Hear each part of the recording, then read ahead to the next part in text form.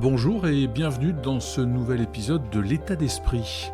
Aujourd'hui, j'ai le plaisir de recevoir Philippe Caz-Carrère, président fondateur d'APR Group, une entreprise qui s'est fortement développée dans les domaines de la propreté, du nettoyage et du multiservice. Nous allons découvrir son parcours personnel, ses motivations, ses doutes, ses espoirs et les réussites marquantes qui jalonnent son histoire. Bonjour Philippe Caz-Carrère. Alors à 23 ans, vous sillonnez les rues de Pau dans une camionnette bleue au nom de l'agence paloise de rénovation, d'où APR. À quoi pensiez-vous à ce moment-là ? Je pense surtout d'abord à gagner ma vie et puis m'affranchir de l'autorité parentale. C'était pas facile, toujours à la maison, donc voilà. Toute mon enfance, mes parents travaillaient, c'est des gens qui travaillaient du matin au soir. C'était, on va dire, aujourd'hui, on dirait que c'était l'époque, comme disait ma mère. Ils travaillaient 6 jours sur 7. Mon père travaillait aussi souvent le dimanche. Avec eux, c'était 1 le travail, 2 le travail et 3 le travail. Et ma soeur et moi, nous ne partions jamais en vacances. C'était quand même une enfance un peu compliquée parce qu'ils ramenaient leurs problèmes à la maison. Et il faut dire que les repas étaient quand même souvent animés. J'ai été quand même très gâté par ma maman. Ma mère se serait enlevé les yeux pour me les donner. Donc bon, j'ai pas une enfance malheureuse, mais c'était plutôt une ambiance travail et c'était comme ça, c'était la vie. Pendant votre BEP de comptabilité, vous êtes renvoyé. Qu'est-ce que vous ressentez à ce moment-là ? Pour être franc, j'ai rien ressenti parce que malheureusement, heureusement, c'était pas la première fois, donc ça m'a pas du tout perturbé. Par contre, comme ce n'était pas la première fois, ma famille a enfin compris que surtout mes parents, ont bien compris que je n'étais pas fait pour faire des études. Je suis rentré dans la vie professionnelle, puisque de suite, il faut quand même savoir que j'ai ma première feuille de paye à 17 ans et 5 jours. Depuis, je n'ai jamais arrêté de travailler. Et je suis rentré pour travailler dans le pressing familial au 7 place du Foirail à Pau. Ils m'ont appris quand même les relations avec les autres, l'honnêteté et le respect de chacun. Et professionnellement, ils m'ont appris le sens du service et puis le mot travail. Ce fameux mot travail qui aujourd'hui, j'ai l'impression, va devenir un gros mot. Je le disais, en 1977, vous créez APR. Qu'est-ce qui vous pousse à vous lancer ? Je voulais aussi, comme j'ai dit tout à l'heure, m'affranchir de l'autorité et des relations conflictuelles que j'avais avec mon père. Et puis, je voulais surtout être indépendant. Ça, c'est quand même... être entrepreneur aussi, ça donne une certaine indépendance. Au moins, au départ, on le croit. Et je voulais surtout aussi mieux gagner ma vie pour réaliser mes rêves et assouvir mes passions. On a des doutes quand on se lance parce que vous étiez très jeune. Vous allez me trouver très présomptueux, mais le verbe douter, ça ne fait pas partie de mon vocabulaire. Dans les années 80, l'entreprise APR traverse un problème de trésorerie. Est-ce que vous avez failli tout arrêter ou pas ? Arrêter ? Quel drôle de mot. Je sais peut-être même pas comment ça s'écrit. On pense qu'il faut vraiment s'accrocher, que ça va être chaud. Il faut quand même reconnaître qu'aujourd'hui je peux faire le malin, mais que j'ai passé une période quand même très difficile, mais sans jamais baisser les bras. J'ai toujours été un battant et j'ai pas baissé les bras. J'ai arrêté aussi, ça c'était aussi un peu mon insouciance, j'ai arrêté de confondre chiffre d'affaires et bénéfices. Et puis la vie a fait que je crois aux rencontres. Il n'y a pas de hasard, il n'y a que des rencontres. Et j'ai eu la confiance et l'accompagnement d'un banquier, un peu à l'ancienne, qui m'a fait confiance. J'allais le voir tous les jours et j'ai jamais de l'argent et il m'a pas coupé les ponts. Et puis surtout, ce qu'il a fait, c'est que j'ai toujours été quelqu'un qui a pas mal de copains ou d'amis. Et ces amis, ils ont tous ouvert leur portefeuille, ils m'ont tous prêté de l'argent à cette période. Je croyais en mon entreprise, je croyais en moi, et il fallait que je rectifie. Et puis, je vais vous faire une confidence aussi. J'ai vendu ma Porsche parce que, à l'époque, je mélangeais un peu tout. Donc, avec regret, mais j'ai vendu ma Porsche. Quand vous regardez tout ce chemin parcouru, qu'est-ce que vous vous dites ? Qu'est-ce que vous ressentez ? Une certaine fierté du chemin parcouru, malgré quand même toutes les difficultés que connaissent tous les entrepreneurs. J'ai pris quand même une petite revanche envers ceux qui pensaient que j'étais, comme on disait à l'époque, un branleur. Qu'est-ce que tu vas faire ? Rien, qu'est-ce qu'on va faire de toi ? Mes parents ne me disaient jamais ça. J'ai toujours eu cette revanche parce que je traîne depuis longtemps ce complexe quand même de ne pas avoir été à l'école et on traîne ça un peu comme un fardeau. Et ma foi, la vie a montré qu'avec toute... je suis quelqu'un qui a même été reçu à Bercy, mais pas pour une amende, pour recevoir la médaille du mérite.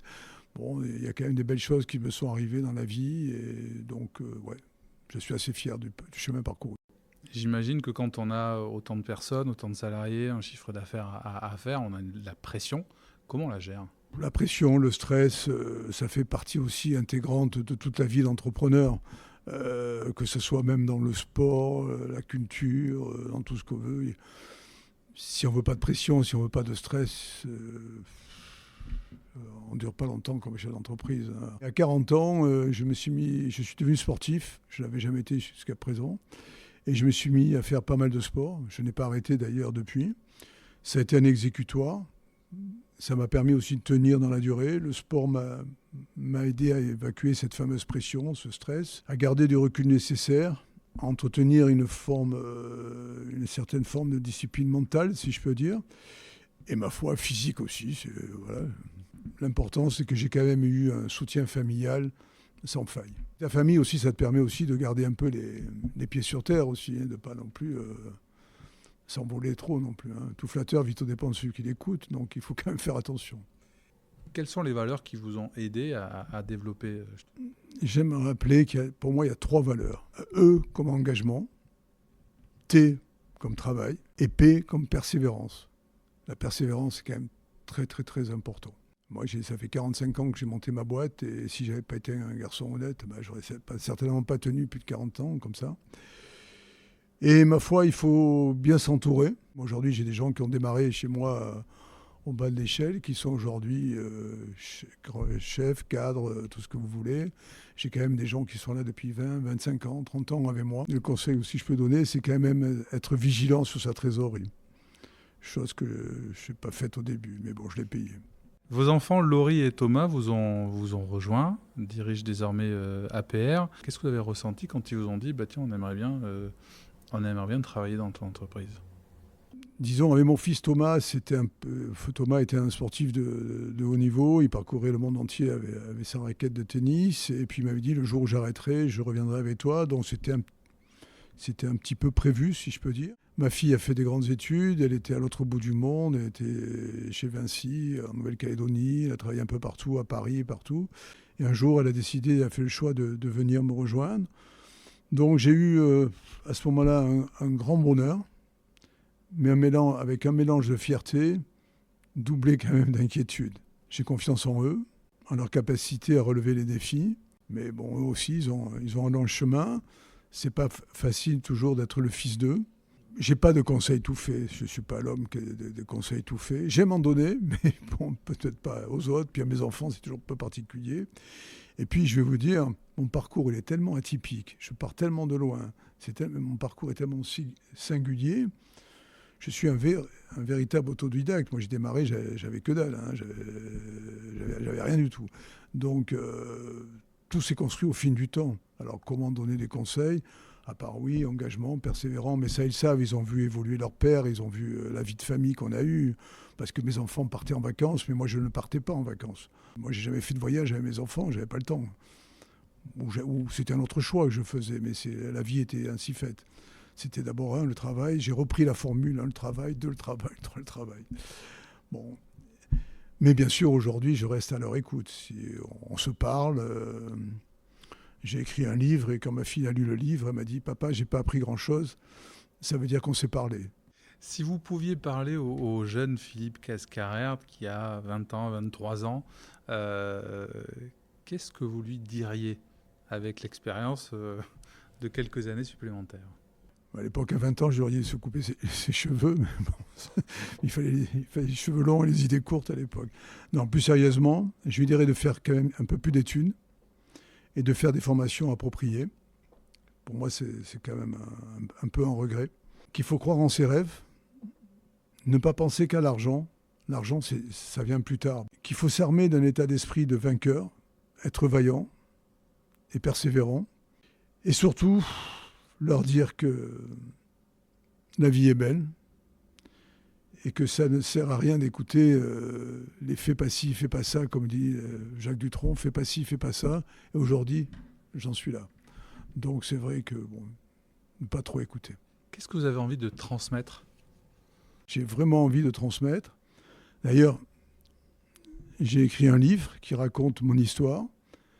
J'ai beaucoup de retours très positifs. Je vais aussi également dans les écoles, les universités, tous les établissements scolaires pour donner envie aux jeunes. Et quelque chose dont je suis assez fier, je suis administrateur de l'école La Deuxième Chance. Et ça me plaît beaucoup de transmettre cette envie. Est-ce que vous avez encore des projets entrepreneuriaux ? Mais bien entendu, moi le mot fin, c'est pareil, je ne sais pas comment ça s'écrit. Mais je vais même vous donner un scoop.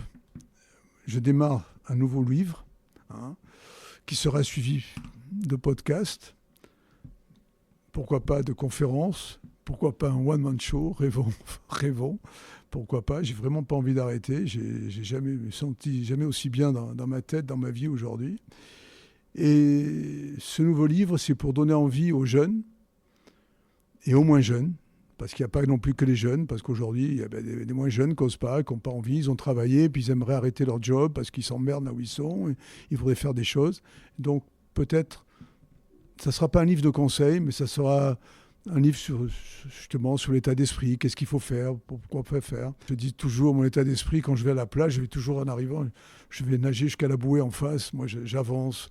Je le dis dans mon livre, regardez en arrière. John Lennon disait que regarder en arrière, c'est pas rock'n'roll. Il faut être curieux, il faut arrêter le journal des mauvaises nouvelles, il faut avancer. Et il y a tellement de belles choses. Je suis entouré de gens ici qui ont confiance dans ma boîte. On prend des coups, on prend des chantiers, on en perd, on en gagne. La vie, c'est ça, c'est gagner. Et c'est surtout pas l'argent. L'argent, ça viendra plus tard, mais avoir des rêves, les assouvir et se bouger le cul, quoi. Excusez-moi du terme, mais c'est la vie, c'est ça, il faut aller se le chercher. Et il y a plein de beaux métiers aujourd'hui. Il faut le dire aux parents qu'ils éteignent la télé et qu'ils avancent. Il faut montrer des beaux modèles. Merci Philippe Cascarère pour ce moment de sincérité et d'échange. N'hésitez pas à partager cet épisode autour de vous et surtout à découvrir les autres conversations de l'état d'esprit sur toutes les bonnes plateformes de podcast, Spotify, Apple, Google ou encore Ocha. On se retrouve très vite pour un nouvel épisode.